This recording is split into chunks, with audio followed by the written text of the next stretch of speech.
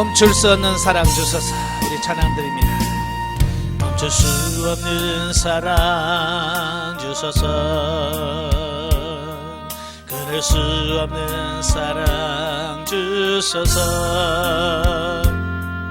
십자가에 날린 주님 계시니 그누가 이 사랑 끊으리.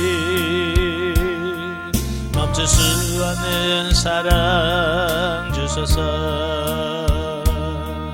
끊을 수 없는 사랑 주소서. 주께서 주신 비전 그 말씀이 있으니 주가 명하신 이 길 걸어가리.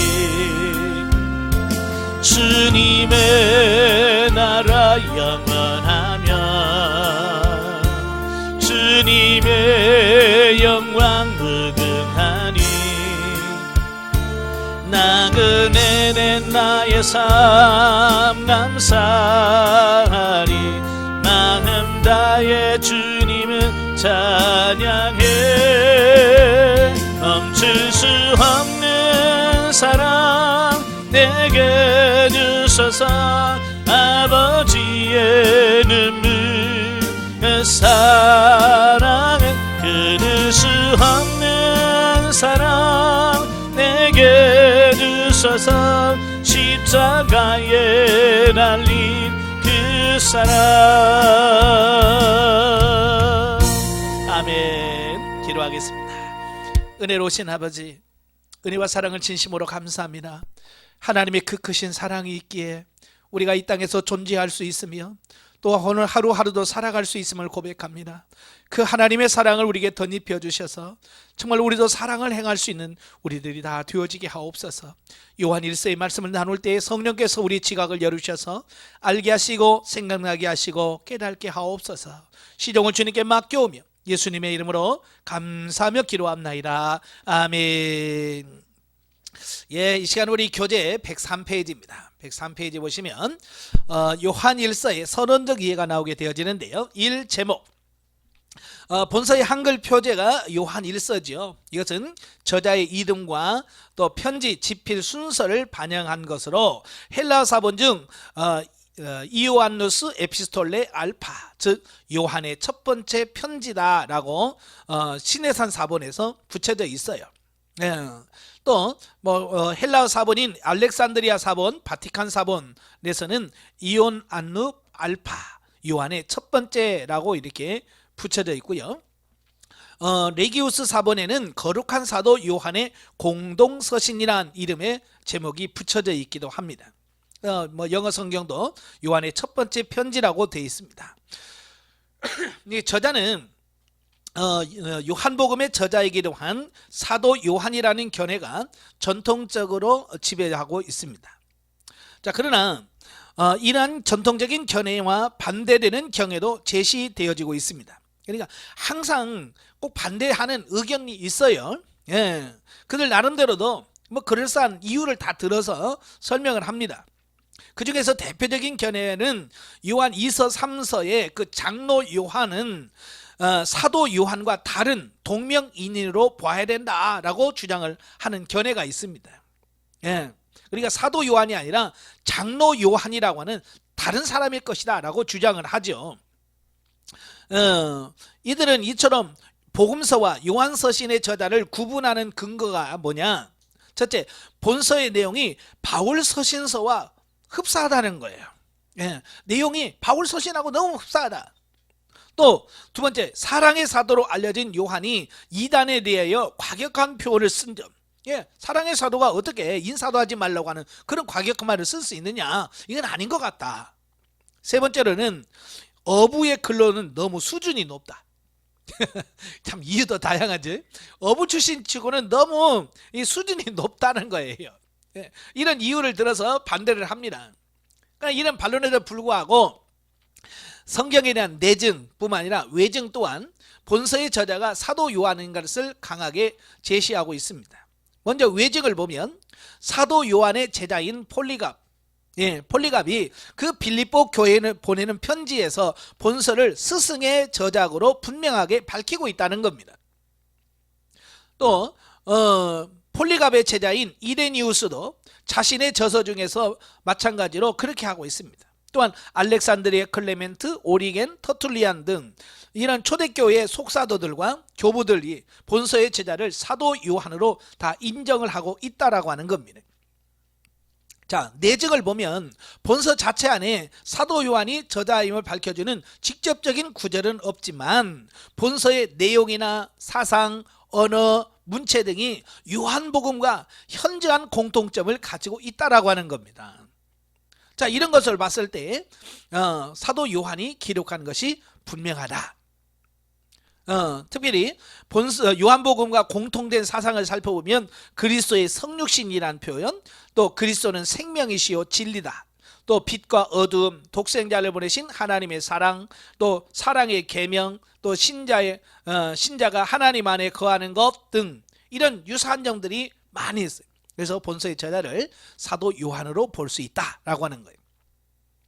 그러면 기록 연대와 장소를 보면 기록 연대는 요한계시록을 제일 후대작으로 본다면 요한이 박해를 받아서 반모섬으로 유배되기 전 에베소에서 목회하던 시절로 봐야 된다라고 하는 거예요. 그러니까 요한의 초기 저작인 그 요한복음의 저작 시기를 AD 85년에서 90년 이전의 시기로 본다면 요한서신은 요한복음과 요한계시록 사이의 기간에 기록됐을 것으로 보는 거죠. 그래서 본서는 AD 90년에서 95년 그 사이에 기록된 것으로 추정할 수 있습니다. 그리고 본서의 기록 장소는 에베소, 또 본서의 수신자는 사도 요한이 책임을 맡고 있는 에베소 교회를 비롯한 소아시아 지역일 것으로 추정되며 본서는 이 교회들에 회람되어 예배시 공적 문서로 읽혀졌을 것으로 추정할 수 있습니다. 자, 그러면 이제 네 번째 기록 동기와 배경. 사도 요한이 집필한 요한 서신들은 기독교 기본적인 교리들을 체계화한 사도 바울의 서신들이 기록한 후에 쓰인 것으로서 바울 서신이 기독교 교리의 기본적인 골격을 형성했다면 요한 서신은 그 모양새를 이룬 것이라고 할 수 있다. 그러니까 사도 바울의 서신들과 이 사도 요한의 서신들은 서로 상호 보완적이라고 하는 것을 우리가 알 수 있죠. 그런데 본서에 비롯한 요한의 그 5저서, 요한복음, 요한 1서, 2서, 3서, 요한계시록은 그 기록 기간이 다 처음부터 요한복음을 쓸 때부터 계시록까지 20년 안 걸린, 그 20년 안에 이게 다 쓰여졌다는 거예요.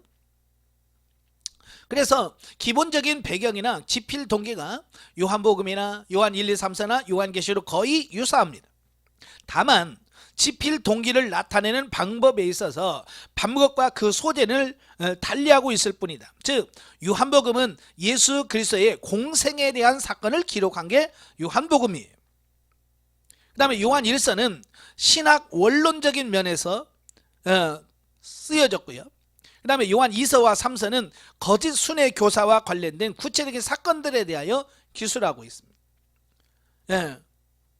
또 이렇게 당시 현재 교회에 있었던 다양한 문제들을 가지고 그것을 하기 위해서 이걸 썼다라고 하는 겁니다. 그래서 각각 예수 그리스도가 신인 양성을 가지신 우리의 구주라는 사실과 성도들은 바로 이러한 복음의 진리 안에서 하나님과 참 교제를 나누는 의로운 삶을 살아야 한다는 교훈을 보여주고 있다는 겁니다. 자, 그래서 이런 관점에서 본서의 집필 동기와 배경을 보면, 자, 본서가 기록될 당시는 오순절 성령 강림으로 교회가 설립된 지 약 50년 정도가 경과된 때로서 초대교회가 대내적으로 많은 어려움을 겪고 있을 때였습니다. 먼저 외부적으로 보면 본서가 기록될 당시 로마 황제가 누구냐면 도미티아누스예요. 그는 열렬한 이시스 신의 숭배자로서 황제 자신도 신이라고 칭합니다.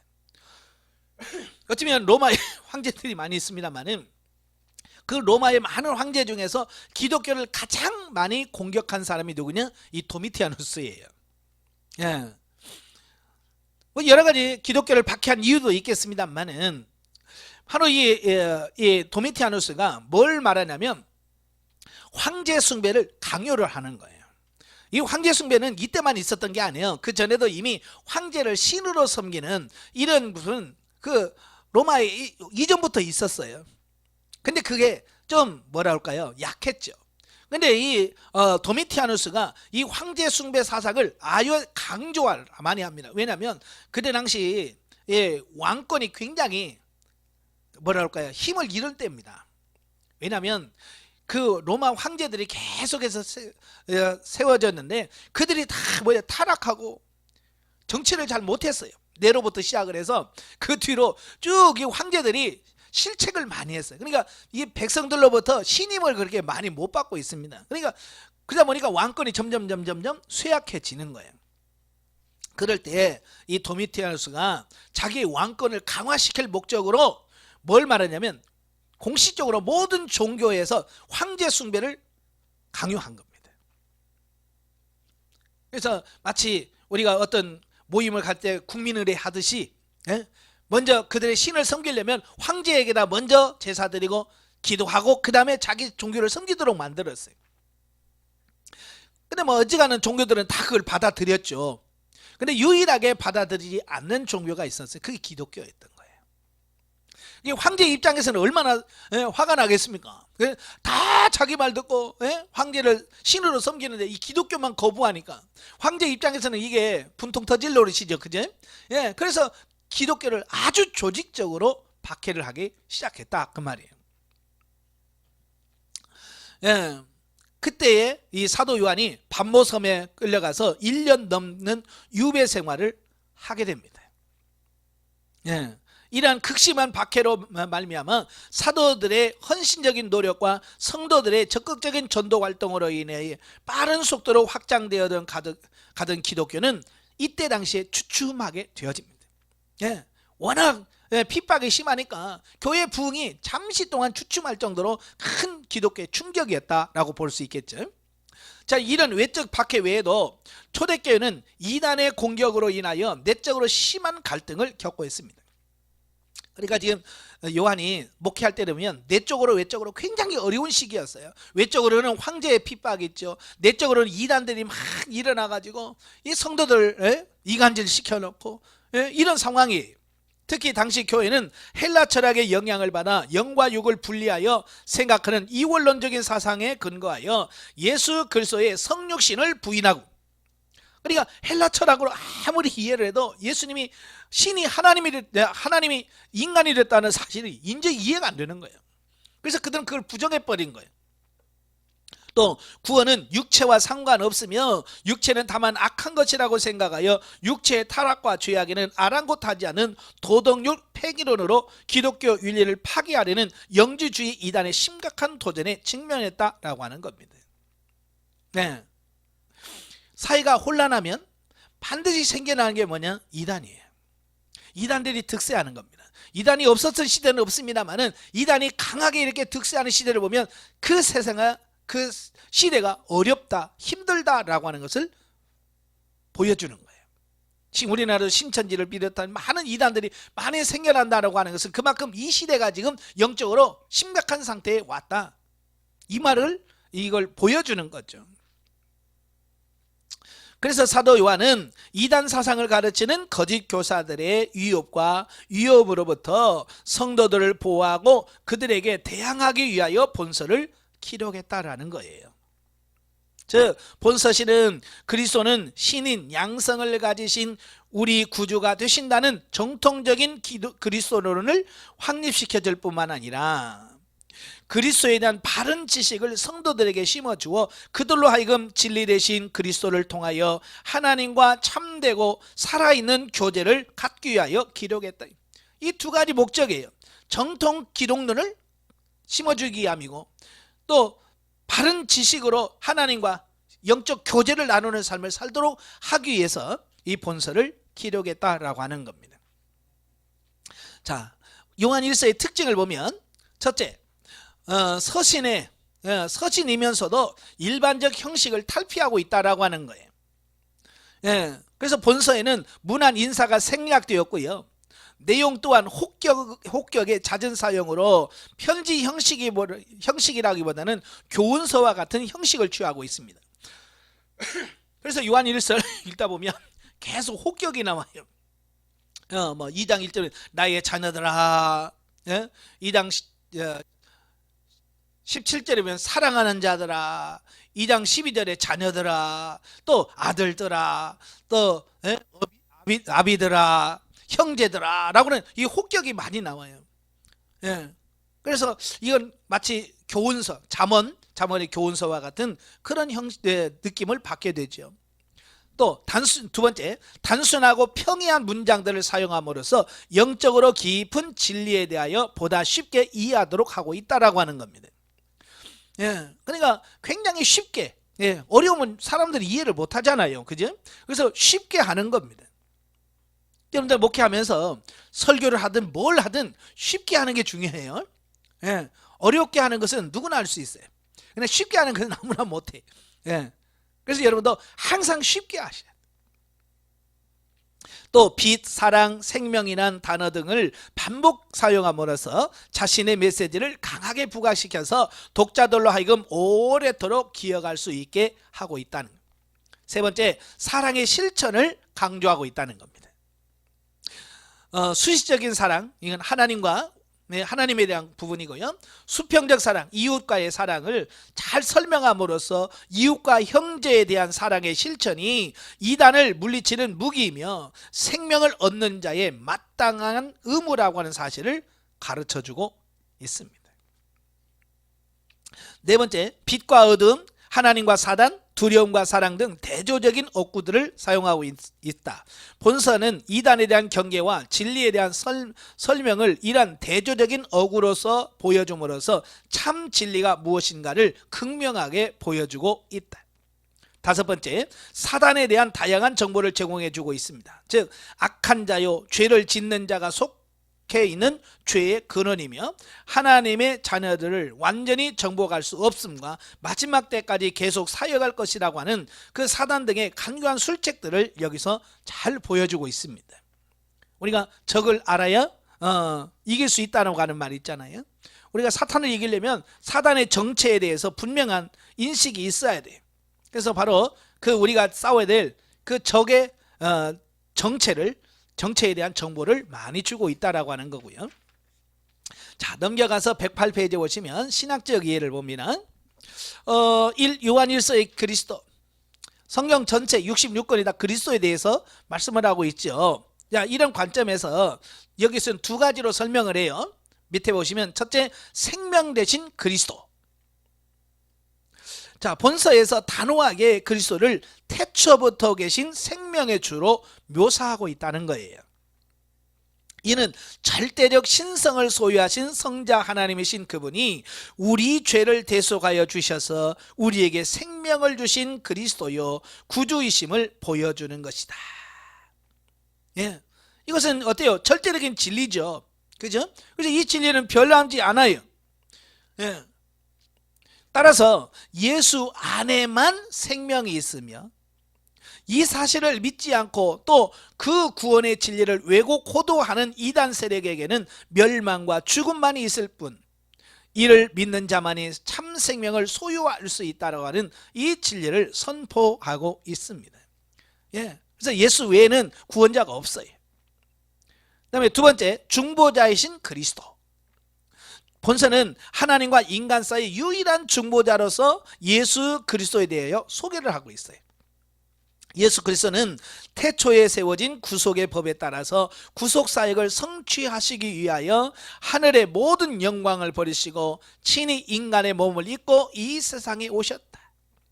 이렇게 성육신하신 예수 그리스도는 십자가 위에서 모든 인류를 대신하여 자신의 몸을 대속제물로 하나님께 드림으로 하나님과 인간과의 관계를 회복시키는 중보사역을 이루신 것이다. 그러므로 죄인된 우리가 하나님께 나아갈 수 있는 유일한 통로는 중보자 예수 그리스도뿐이다. 하나님께 나아갈 수 있는 유일한 길이 뭐냐?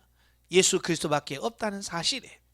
그런데 현대의 그 종교 다원주의 또는 WCC 이런 부분에서는 예수 외에도 진리가 있다라고 선포를 합니다. 그래서 우리가 그걸 수용하지 않는 이유가 바로 그런 거예요. 성경에는 오직 예수 외에는 다른 길이 없대요. 하나님과 우리 사이에 중보자도 예수 그리스도밖에 없고, 우리가 하나님께 나가서 구원할 수 있는 유일한 길도 예수 그리스도밖에 없어요. 이걸 우리는 포기할 수가 없는 거예요. 그렇죠? 이건 진리니까.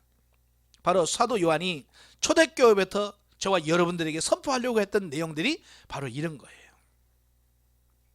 두 번째로 요한 1서의 신학적 주제, 본서를 사랑의 서신이라고 불릴 정도로 하나님과의 참된 교제를 위하여 이단 사설을 배격하고 복음의 진리 위에 굳게 설 것과 이웃에 대한 사랑의 실천을 강조하고 그것을 구원론적인 관점에서 다루고 있습니다. 이난 본서의 대주제는 교제라고 할 수 있습니다. 사실 인간은 필연적으로 수직적 관점에서 하나님과 그리고 수평적 관점에서 이웃과의 교제 속에서 살아가는 존재이다. 이런 교제라는 대주제 하에서 본서에 관련된 주제를 살펴보면, 첫째, 하나님에 대한 진실한 사랑은 형제를 사랑하는 것을 통하여 나타난다. 이걸 말씀해 주고 있어요. 본서에서 사도 요한이 계속 반복하여 말하고 있는 것은 하나님을 사랑하는 자는 형제를 사랑하는 자라고 하는 거예요. 이게 하나님 사랑과 형제 사랑을 같은 동일선상에서 보고 있다는 거예요.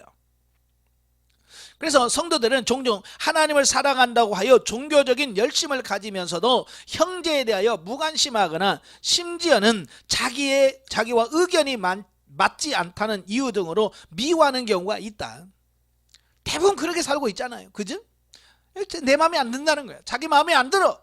그래서 원수같이 지냅니다. 그러나 그것은 예수 그리스도의 가르침과 어긋난다는 거예요. 이런 사람들은 하나님을 진실로 사랑하지 않는 자들이다.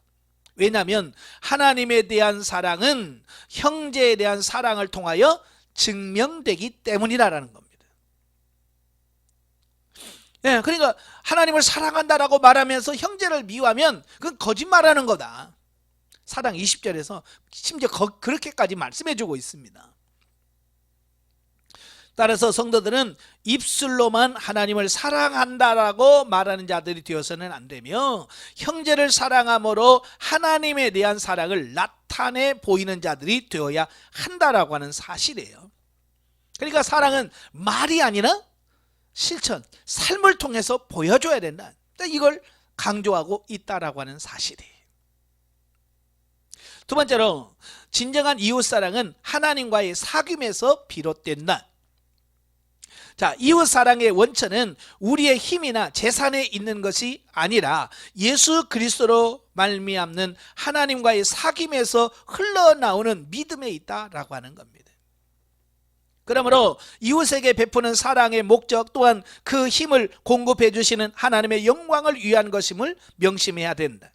성도는 자신의 빛을 내는 발광체가 아니라 하나님의 빛을 발하 세상의 어둠을 물리치는 거울과 같은 반사체임을 기억하여 이웃에 대한 사랑의 실천을 통하여 하나님의 영광을 높이 드러내어야 한다라고 하는 사실입니다. 우리가 이제 해와 달, 해는 발광체잖아요. 스스로 빛을 발하는 존재지만 달은 반사체예요. 그죠? 태양에서 오는 빛을 반사해서 지구에 반사하는 게 달의 역할이거든요. 오늘 우리도 마찬가지예요. 우리는 스스로 힘을 내거나 스스로 할 수 있는 게 없어요. 우리는 하나님으로부터 오는 그 사랑을 내가 받아서 다른 사람에게 보여줄 수 있는 이런 존재들이라고 하는 사실입니다. 그래서 태양이 없으면 달이 없죠. 그죠? 마찬가지예요. 우리는 하나님이 안 계시거나 하나님의 사랑이 우리에게 없으면 우리는 그걸 사랑으로 내보낼 수가 없는 겁니다. 그래서 여기서 죽이는 게 뭐예요? 여기서 말씀하는 게 하나님과의 사귐. 하나님과의 사귐. 이건 뭐예요? 하나님과 영적 교제, 기도, 성령 충만 이런 걸 다 말하는 겁니다. 이게 없이는 진정으로 사랑할 수가 없다는 거예요. 하나님과 진정한 관계가 회복되어야만 그 하나님께서 공급하시는 그 힘, 사랑 이것을 공급받았을 때 우리가 그걸 사랑할 수 있어요. 저도 훈련하면서 참 미운 사람 사랑하기가 진짜 어렵더라고요. 예. 바로 그때 제가 기도했던 게 그거예요. 하나님, 내 힘으로 사랑할 수 없습니다. 내 능력으로 사랑할 수 없습니다. 주님의 사랑으로 나를 채워주세요. 주님의 사랑이 내 안에 채워졌을 때 내가 주님의 사랑으로 그를 사랑할 수 있겠습니다. 하나님 먼저 나에게 사랑을 주옵소서라고 기도했던 게 바로 그런 거예요. 이게 하나님과의 사귐이 있어야 다른 사람도 사랑할 수 있게 되어져요. 이게 하나님과 사귐이 없이 이웃을 사랑한다라고 하는 것은 하나님의 영광이 나타나는 게 아니라 자기 의가 나타나는 겁니다. 아시겠죠? 그래서 하나님과의 사귐이 먼저 중요하다. 그 다음에 세 번째는 죄인이었던 우리가 하나님과 교제를 누릴 수 있게 된 것은 궁극적으로 신인 양성을 가리신 중보자로서 우리 죄를 위하여 죽으신 그리스도의 대속적 죽음의 그 근거를 두고 있다는 겁니다. 그러므로 성도들은 하나님과의 참된 교제를 위하여 그리스도와 그의 복음에 대한 확신하는 믿음을 가져야 한다. 그러니까 우리가 하나님 앞에 나갈 수 있는, 하나님과 교제할 수 있는 유일한 근거가 뭐예요? 예수 그리스도의 구속사 성취에 있어요. 예수님께서 이 땅에 오셔서 십자가를 못 박혀 죽으시고, 예? 하늘 보좌에 올라가셔서 그 모든 구속사를 성취해 놓으셨어요. 그래서 하나님께 나아갈 수 있는 길을, 새로운 산길을 열어 놓으셨어요. 그래서 누구든지 이제 예수 그리스도를 의지해서 하나님 앞에 나아갈 수 있게 되었단 말이죠. 그래서 예수님이 빠져버리면 그런 모든 게 없어져 버리는 거예요. 그죠? 그래서 이런 진리를 우리가 바르게 인식을 하셔야 돼요. 네 번째로는 성도의 죄는 하나님과의 사귐을 파괴한다. 하나님은 거룩한 분이시므로 죄를 용납하지 않으시며 미워하십니다. 따라서 성도가 하나님과 친밀한 사귐을 갖기 원한다면 죄 가운데 거하는 생활에서는 안 되고 빛 가운데서 행해야만 하는데, 그러기 위해서는 하나님과 이웃에게 죄를 짓지 말아야 하며 만일 죄를 지었다 할지라도 즉시 회개함으로 관계를 회복하는 생활을 해야 된다. 그러니까 죄는 어둠이라고 표현할 수 있고 하나님은 빛이라고 표현할 수 있어요. 여러분, 빛과 어둠이 같이 공존할 수 있어요, 없어요? 없어요. 어둠이면 어둠이고 그냥 빛이면 빛인 거지. 반절, 절반은 어둠이고 절반은 빛 없습니다. 자, 예를 들어서 이 강의실에 깜깜하죠. 깜깜하든지 뭐 전체가 해야 돼. 스위치를 딱 켜는 순간 어때요? 어둠은 싹 물러가고 빛이 쫙 비치잖아요. 자, 이런 거예요. 빛과 어둠은 같이 공존하는 게 아니에요. 할 수가 없는 거예요. 빛이면 빛이고 어둠이면 어둠인 거예요. 그러니까 죄가 들어오면 하나님은 멀어질 수밖에 없고요. 또 하나님이 들어오면, 빛이 들어오면 어둠은 물러가게 돼 있어요. 그래서 우리는 하나님과 가까이 하려면 우리가 죄를 지으면 하나님과 멀어질 수밖에 없다는 거예요. 그래서 저와 여러분들이 어찌하든지 죄 짓지 않아야 돼요. 아시겠죠? 네, 죄 짓지 말아야 됩니다. 다섯 번째, 성도는 모든 영과 가르침을 무분별하게 받아서는 안 되며 그것이 하나님께 속한 진리의 영인지 아니면 마귀에 속한 거짓 영인지 분별할 수 있어야 된다. 영분별을 잘 하셔야 돼요. 많은 분들이 이 영분별을 잘 못해. 저도요, 한참 은혜 받을 때 이게 참 어렵더라고요.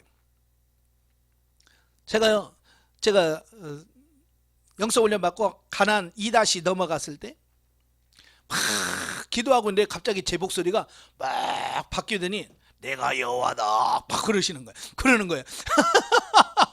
참, 나도 깜짝 놀라서 막 목소리가 와 바뀌어가지고 내가 여호와다 그러면서 막 그런데 이 오빠라 사단이 역사하는 거예요. 기도하는데. 네? 자, 그래서 야, 내가 하나님을 아는데 넌 누구냐? 내가 물었어요. 그러니까 에이 들켰네. 그러고 가더라고. 제가 이런 거예요. 이 영이라고 기도한다고 해서 이게 다 믿으면 안 되는 거예요. 이게 분별을 잘 하셔야 돼. 이게 꿈을 꿔도 분별을 잘해야 되고, 어떤 은사적인 부분을 봐도 분별을 잘해야 되고, 예. 어떤 질병을 가르치는 어떤 기적과 이적이 나타났다 할지라도 분별을 잘 하셔야 되는데 이 분별을 잘 못한다 그 말이에요. 그래서 영분별이 중요한 거예요. 왜냐하면 마귀에 속한 영들이 진리의 영을 가장하여 성도들을 미혹하고자 하기 때문이래. 따라서 성도들은 그리스도의 신성과 인성, 그리고 십자가의 죽음과 부활 사건을 통한 구원과 영생만을 믿고 이것 외에 다른 가르침을 가르치는 모든 영들을 배격해야 된다. 예. 이 성경에 말씀하는 진리 외에는 다 배격해야 돼요. 근데 가끔 뭐 천상세계를 보고 왔다고 하면서 이상한 소리 하고, 그죠? 예언한다고 치고 막 이런 이상한 이야기들을 많이 하고 있단 말이에요. 그러니까 우리가 분별을 하셔야 돼요.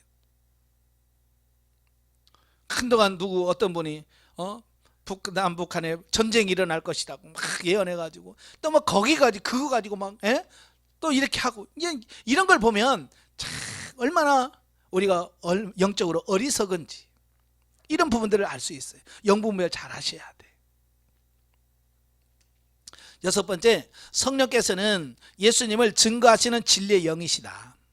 성도들 가운데 내주에 계시는 성령은 성경을 기록한 원저자이시며 예수 그리스도와 그의 복음의 진리에 대하여 증거하시는 일을 하고 계신다. 따라서 성도는 날마다 진리의 영이신 성령의 조명하심을 받아 성경 말씀을 묵상함으로 그 가운데 하나님의 뜻을 깨달아 그대로 실천하는 생활을 해야 된다. 그러니까 성령의 조명하심이 없이는 우리가 성경을 바르게 이해할 수 없고 깨달을 수가 없어요. 그래서 우리가 항상 하나님께 기도해서 성령의 도우심을 구해야 돼요. 일곱 번째, 세상을 사랑하는 것은 우상을 섬기는 것이다. 성도는 물론이고 모든 사람들에게 있어서 두 주인을 섬길 수 있는 특권이 있는 자는 없다. 두 주인을 섬기는 자는 마음의 정함이 없이 이리저리 흔들리다가 종국엔 망하게 된다. 세상과 하나님, 또 돈과 하나님을 동시에 섬기는 자는 살아계신 참 하나님을 섬기는 것이 아닐 뿐만 아니라 우상을 숭배하는 숭배자이다. 따라서 성도는 자신의 진리 가운데에서 하나님만 섬기는 삶을 살아야 애써야 한다. 두 가지를 하나 섬길 수 없다는 거예요. 근데 우리는 다 뭐요? 아니에요. 우리는 할 수 있습니다. 돈 줘봐요. 우리는 돈도 잘 쓰고요. 하나님 잘 섬길게요. 라고 말한다는 거예요. 예수님이 그건 할 수 없다라고 얘기했음에도 불구하고. 그렇잖아요. 우리는 둘 중에 하나를 포기해야 돼요. 돈을 포기하든 하나님을 포기해야 돼. 둘 중에 하나를 포기해야 돼. 여러분 뭘 포기하겠습니까? 돈을 포기하는데 그 돈을 포기하기가 쉽지 않잖아요. 그래서 제가 강의하면서 여러분 부자와 나사로 여러분 어떻게 살기를 원하십니까? 그러면 전부 다 나사로 살기를 원한다고 손든 사람이 거의 없어요. 손을 안 들어. 왜? 살기 싫거든. 거지 나사로 살기는 싫거든요. 그러니까 뭐라고 그래? 살아서는 부자로 살고요, 죽어서는 나사로로 살고 싶어요. 그게 마음대로 되냐고요. 우리 결단해야 돼. 저는 그걸 읽을 때마다 맞아, 부자로 살기보다는 차라리 거지로 사는 게 훨씬 낫다. 그래서 세상에 부자로 살고 싶은 그런 그 부분들을 나도 인간이 있죠. 있어요. 그러니까 그 본문을 읽을 때마다 맞아, 세상에 이 부자로 살고 싶은 이 욕망을 내려놔야 비록 이 땅에서 거지로 살아도 하나님과 진리 안에서 바로 설 때 낙원에 갈 수 있는 거예요. 여러분 사고와 가치관을 바꾸셔야 됩니다. 근데 오늘 많은 목회자 중에서도 이 부자로 살기를 원하는 사람이 너무 많아. 부자처럼 살기를 원하는 사람이 너무 많은 거예요. 그 결과까지도 예수님이 다 보여줬음에도 불구하고, 음부에가 들어가서 불구덩이에서 고통하는 모습을 보여주면서 불구하고 우리는 이 땅에서 잘 살고 싶은 거예요. 우리는 정확하게 뭔지를 이해하셔야 됩니다. 자, 세 번째, 요한 1서와 현대 성도. 사랑의 사도인 요한은 요한복음을 기록한 이후 자신이 돌보는 교회들에게 편지로서 어둠과 빛, 오류와 진리, 죽음과 생명 등의 간단한 어휘들로 기독교의 심오한 진리들을 명료하게 설명하고 있습니다. 이러한 본서는 복잡하고도 미묘한 시대에 사는 우리들에게 어떤 의미로 다가오는가?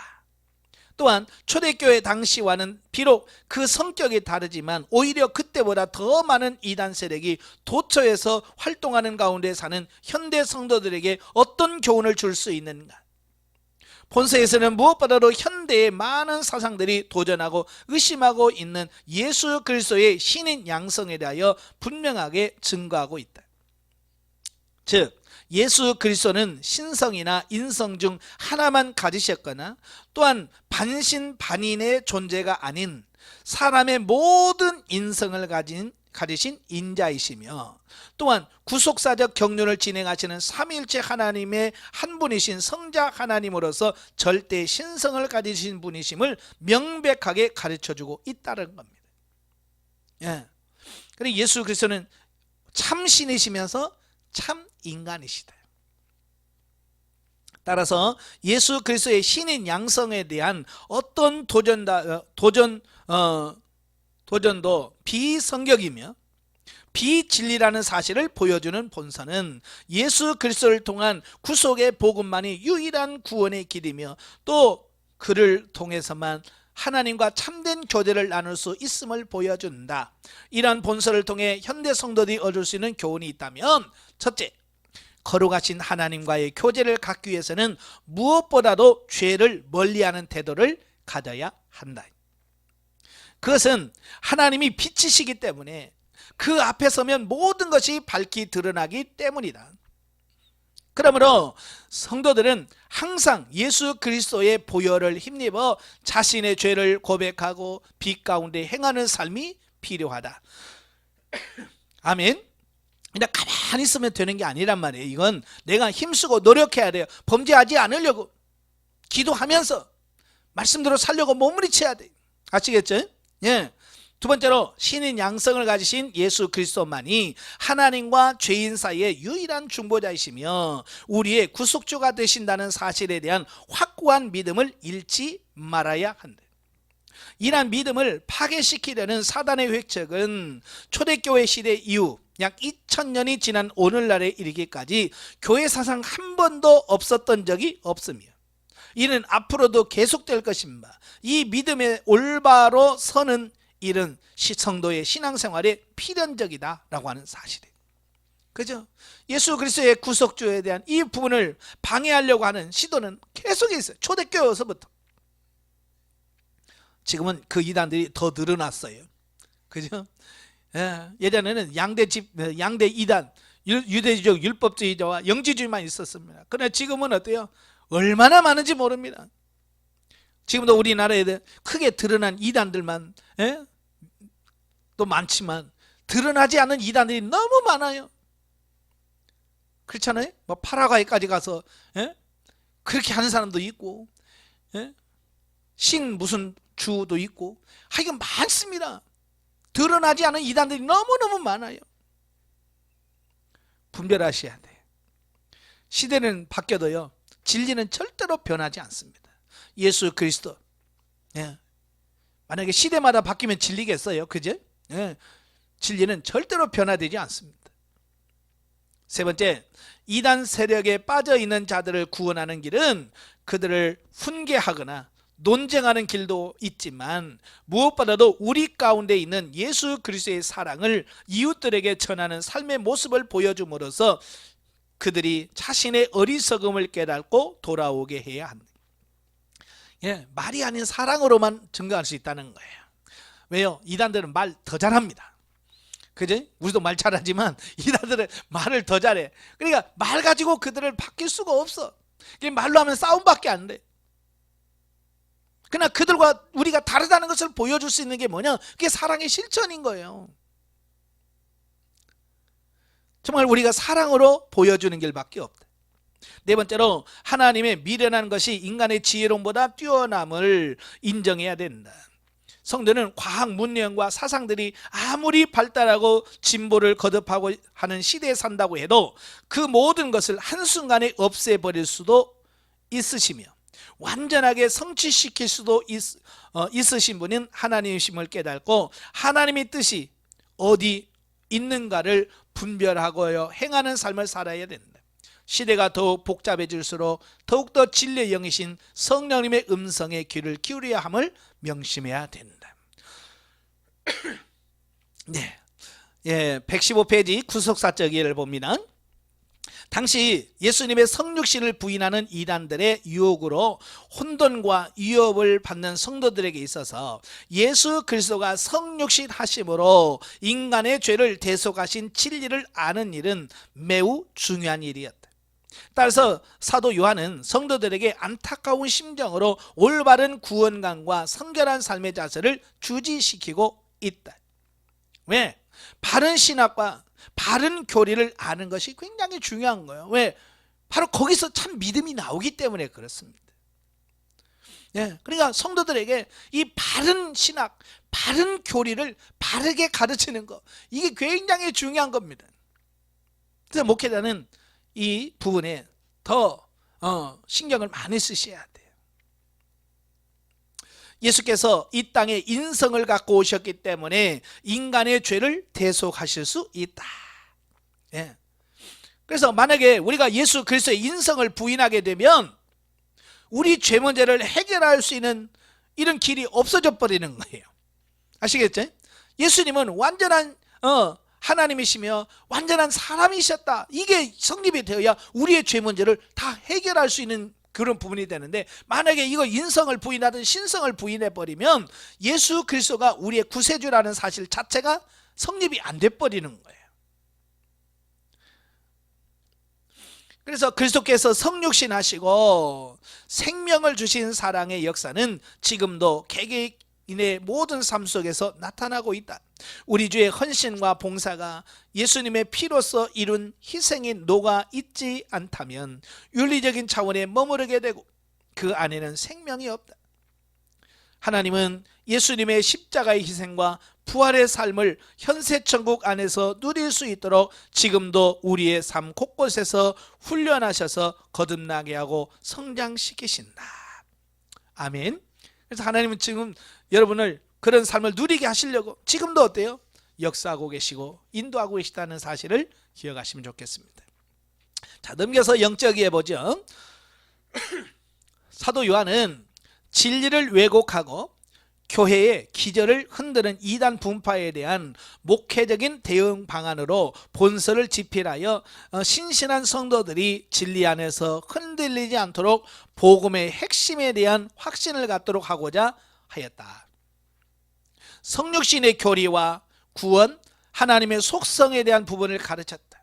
또한 공동체 안에서의 신령한 교제를 부인하는 무리들은 거짓 가르침에 대하여 참된 교제는 주 안에 거하여 하나님의 사랑으로 해함을 언급해주고 있다.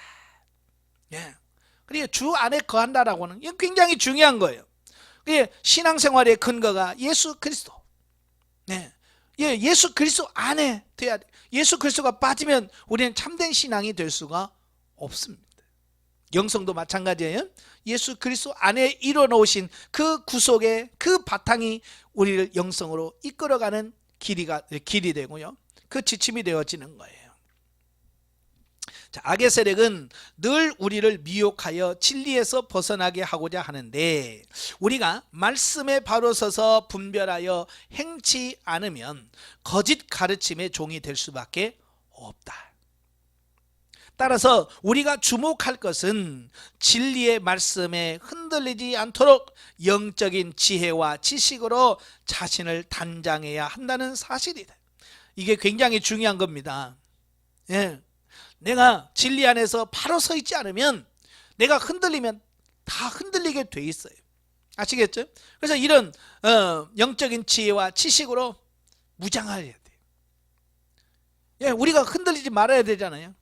예, 만약에 예를 들어서 목회하는 우리가 예수로만 구원받는다, 아닐 텐데 다른 것도 구원이 있을 텐데, 그러면 안 되잖아요. 그죠? 예, 우리가 흔들리면 안 돼. 복음의 진리 안에서. 예수님께서 우리의 영원한 생명을 얻게 하고 이 땅에서 거룩한 삶을 살게 하기 위하여 목숨을 내어주셨다.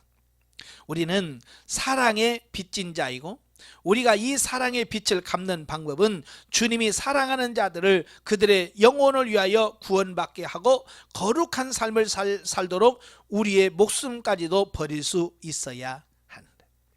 정말 여러분, 성도들의 영적인 성장을 해서 여러분의 생명까지 바칠 자신이 있습니까? 예? 이게 중요한 거예요. 이렇게 영적으로 장성한 단계에 이르게 되면 무엇이든지 구하는 바를 받게 되는데, 이 계명을 지키는 성숙한 사람이 될 때 세속적이고 정욕적인 것을 구하는 자가 아니라 하나님의 뜻대로 구하는 자가 된다. 예.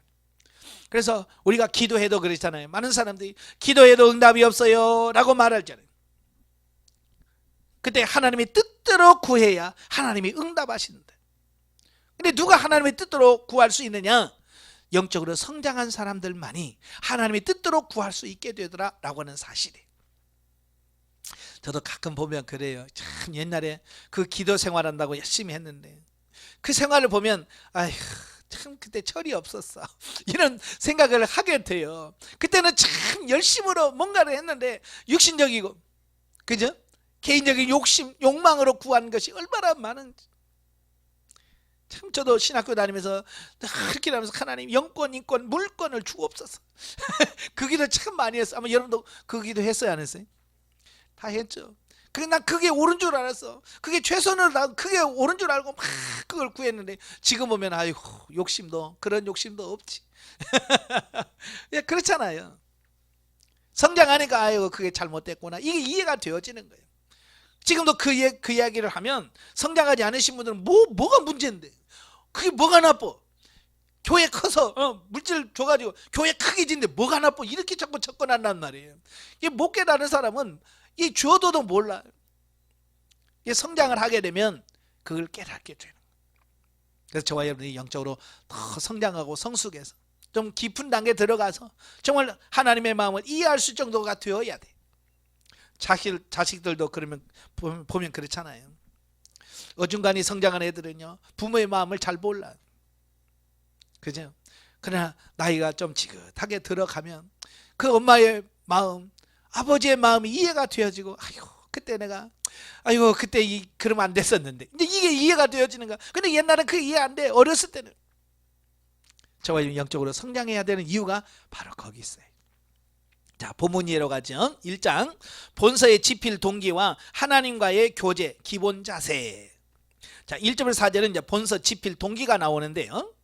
본서는 초대교회 정신적 지주로 소위 사랑의 사도라 일컬어지는 사도 요한이 자신이 직접 체험했던 그리스도의 사랑과 가르침을 바탕으로 기록한 그의 첫 번째 편지다.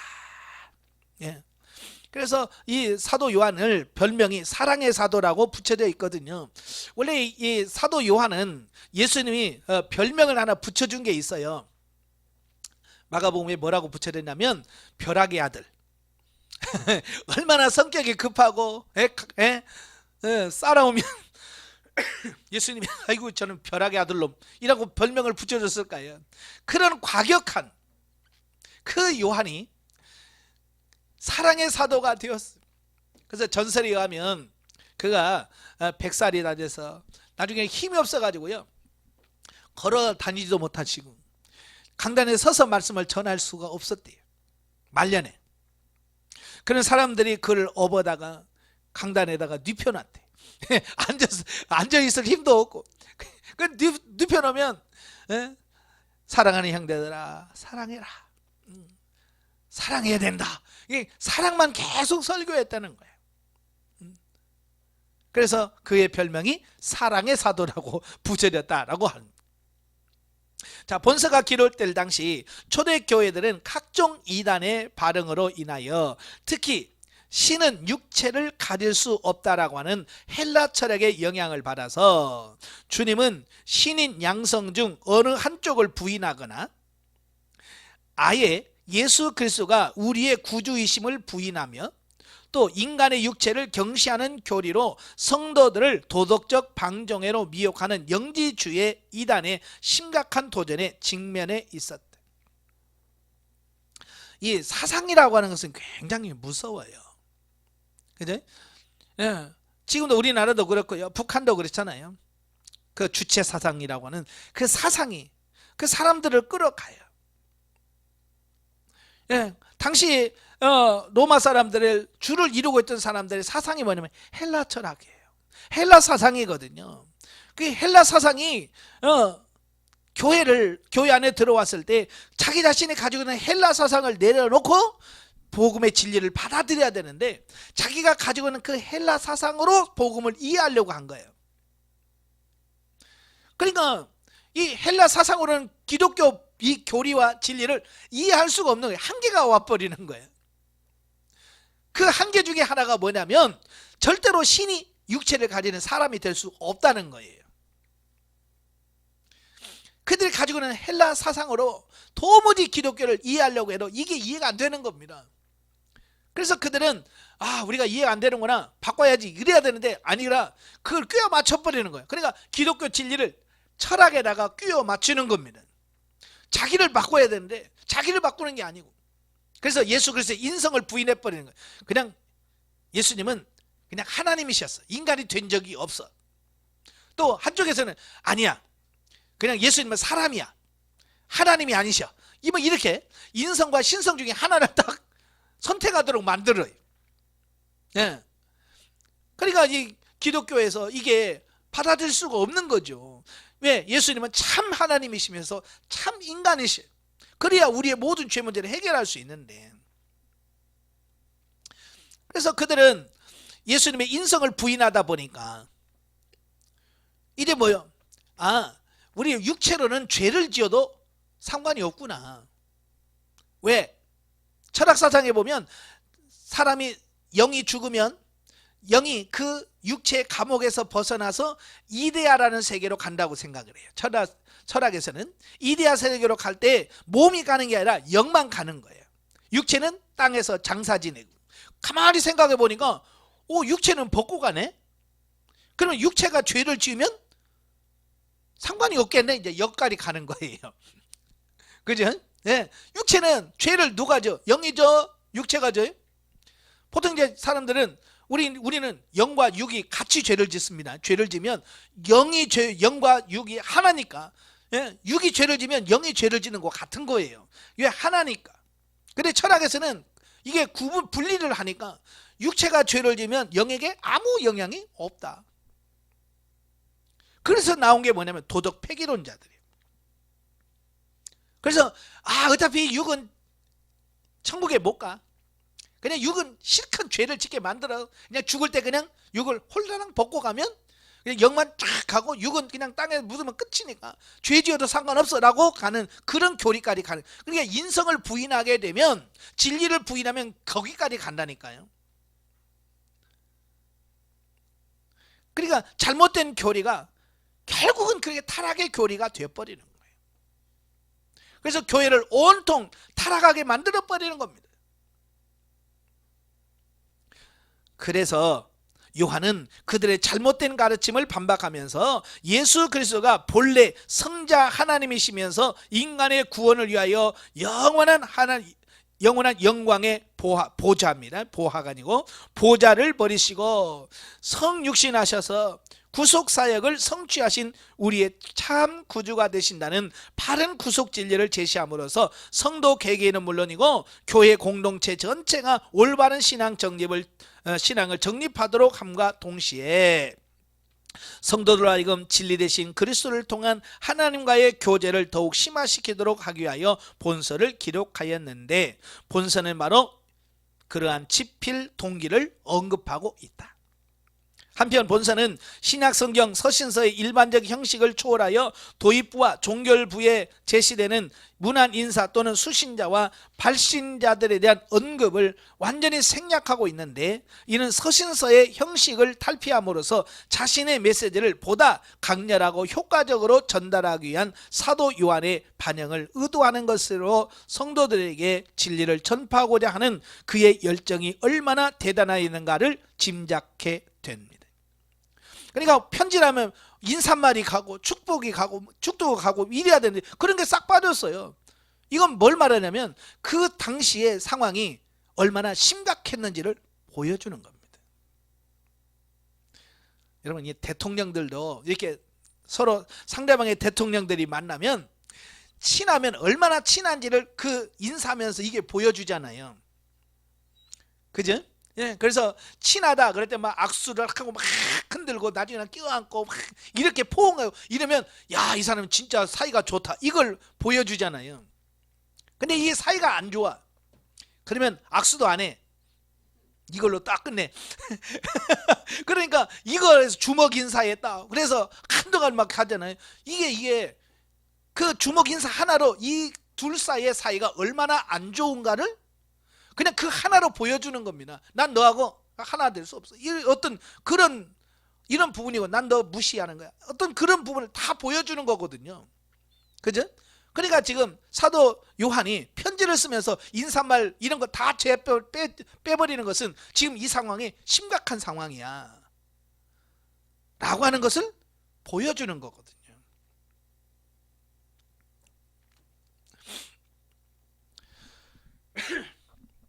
자, 5절부터 10절에 보면 하나님과의 교제의 기본 자세. 자, 본단락에서 성도가 하나님과 참된 교제를 갖기 위하여 취해야 할 기본 자세 두 가지를 설명해 주고 있어요. 자, 하나님께서 우리 인간을 창조하실 때 우리를 인간의 영적 존재로 만드신 이유는 뭐라고 그랬어요? 하나님과 뭐 하기 위해서? 교제하기 위해서. 그렇죠? 영이신 하나님이시고, 그래서 영이신 하나님과 우리 인간은 영이 없다면 교제가 안 되는 거예요. 여러분, 짐승은 하나님과 교제할 수 없잖아요. 왜? 영이 없기 때문에. 우리가 하나님과 교제할 수 있는 유일한 근거는 뭐냐? 우리에게 영이 있기 때문에 하나님과 교제할 수 있는 거거든요. 그래서 영을 가진 인간을 창조하신 이유는 그 하나님과 교제하려고 하는 겁니다. 자, 여기서 이제 우리가 성도가 하나님과 교제를 해야 되는데 그 교제할 수 있는 기본 자세 두 가지. 첫째는 뭐냐? 어둠의 일을 버리고 빛 가운데로 행하라 라고 하는 겁니다. 이는 우선적으로 하나님과의 교제를 위해서는 성도가 그리스도의 구속 진리를 믿음으로 법적으로 의롭다함을 얻어야 함을 보여주는 것이다. 자, 빛은 성경에서 진리, 순결, 진실, 정의 등을 내포하는 말로 하나님의 거룩한 속성을 나타낼 때 흔히 사용되는 표현이다. 반면 어두움은 무지, 죄악, 불신앙 등을 내포하는 말로 마귀의 속성을 나타낼 때 흔히 사용되어집니다. 그러니까 빛은 하나님의 속성을 상징하고 어둠은 마귀의 속성을 비유하는 겁니다.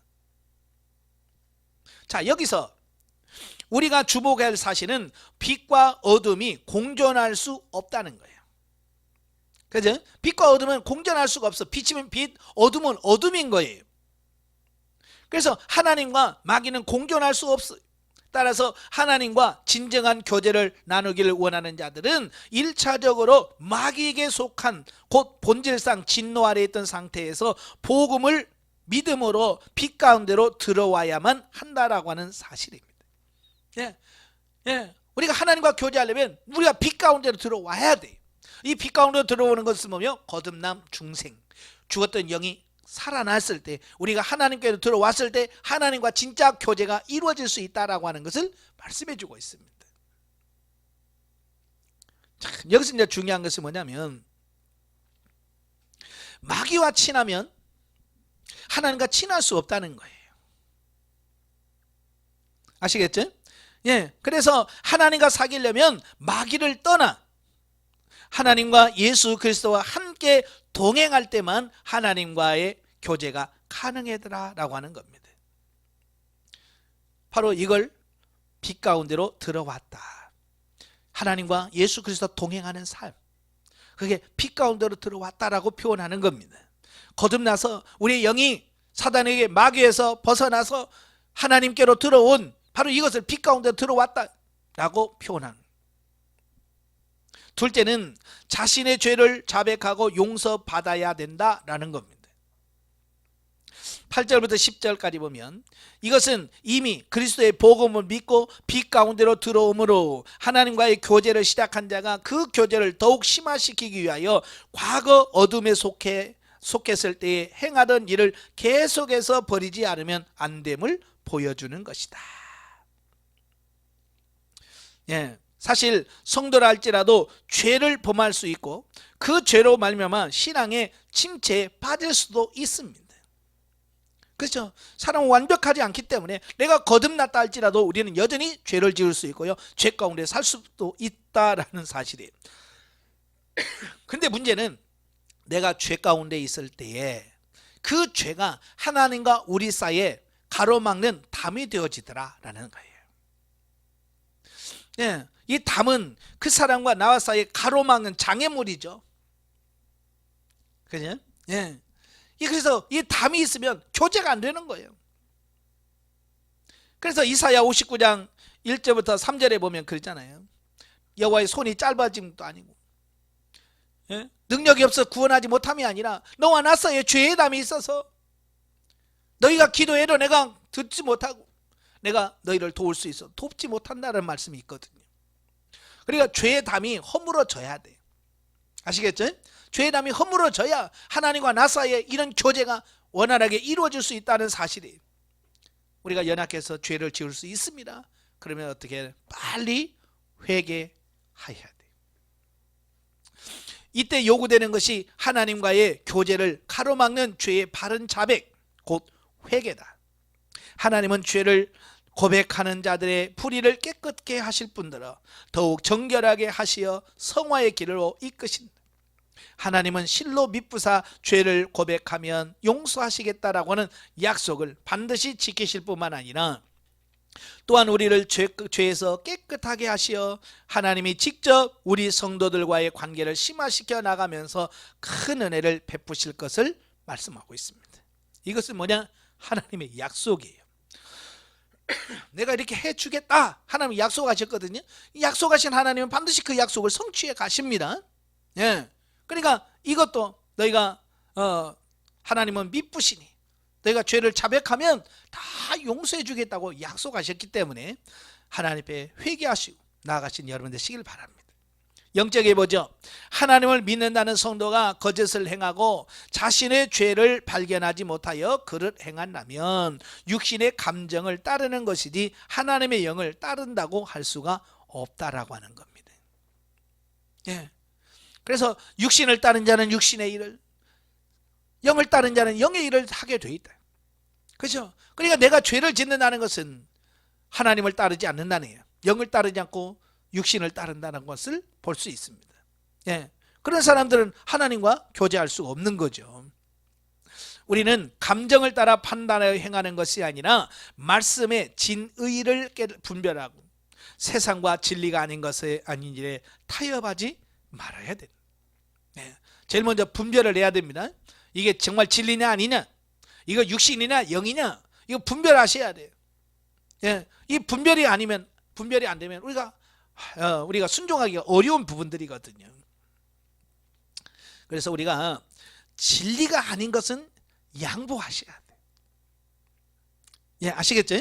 진리가 아닌 것은 항상 양보하셔야 돼. 근데 진리만큼은 절대 타협하거나 양보해서는 안 돼요. 근데 교회 안에서 싸우는 걸 보면 진리 갖고 싸우는 걸 제가 잘 못 본 것 같아요. 예, 진리 아닌 그냥 양보해도 되는 걸 가지고 그렇게 아둥바둥 하는지 몰라요. 그죠? 부부간에도 싸우는 거 보면 뭐 갖고 싸워요? 진리 갖고 싸워요? 아니요. 사소한 거. 누가 그럴 때 치약 짜는 거 하나 가지고 싸운대. 예? 누구는 가운데 쭉 짜고 어느 사람은 끝에서 차곡차곡 올라오면서 짜고, 예? 그것 때문에 왜 이러냐고 싸운다는 거예요. 아니 중간에서 눌러서 짜든 끝에 눌러 짜든 그냥 짜서 나와서 쓰면 될 거 아니에요. 그냥 그걸 얼마든지 그냥 그렇구나 넘어가면 될 거잖아요. 그죠? 예. 근데 그걸 넘어가도 될 걸 우리는 싸워. 그리고 진짜 생명을 걸고 싸워야 될 진리는 또 안 싸워. 예. 이런 문제가 있단 말이에요. 근데 저와 여러분들은 진리를 분별하고 진리를 위해서 싸우는, 예, 분별할 줄 알고 정말 진리를 위해서는 우리의 생명까지도 바칠 수 있는 그런 목회자가 되어야 해요. 아시겠죠? 그러려면 뭐 해야 돼요? 내가 진리 안에 바르게 서야죠. 아시겠죠? 그래서 여러분이 진리 안에 바르게 서서 여러분이 하나님 말씀대로 사시고 성도들을 바른 길로 인도하시기를 주며 축원합니다. 기도하겠습니다. 은혜로우신 아버지, 요한 1서를 보게 하셔서 감사합니다. 참 시대가 어려운 시대였지만 그래도 사도 요한을 통해서 진리가 무엇인지, 어떻게 사는 것이 생명인지 말씀을 통해서 우리에게 일러주셔서 감사합니다. 이 사도 요한의 서신을 잘 분별해서 이 혼탁한 시대에 우리가 진리 안에 바르게 서서 진리로 승리해가는 저희들이 다 될 수 있도록 주님 도와 주시옵소서. 예수님의 이름으로 감사하며 기도합나이다. 아멘. 하나님께 온전입니다.